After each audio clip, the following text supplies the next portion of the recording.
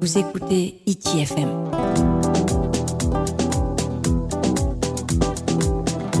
Hiti FM, la plus belle des radios. Yorana mamanen hea o whaite mei te oi o.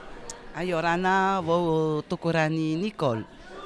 Rave ohipa wo I roatu te ne pia haapiira'a. E hatro ai tēnei. O hauru ma o Hiti te nei tu rave ai te vai. Metua vahine atoa oe, me te mea te wei atoa te te mahine ta oe o te Manuia atoa, e hati te man ono oe. Ai man o hawaia, te maruru toa no te mea ona ti ana.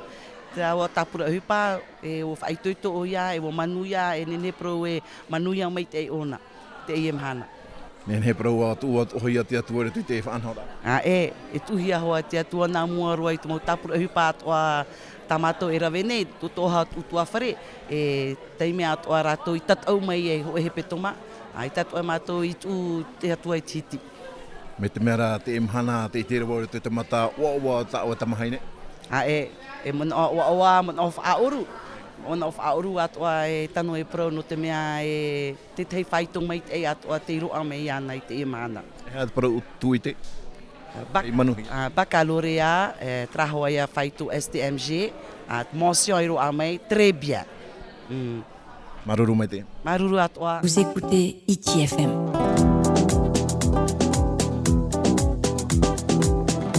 Hiti FM, la plus belle des radios.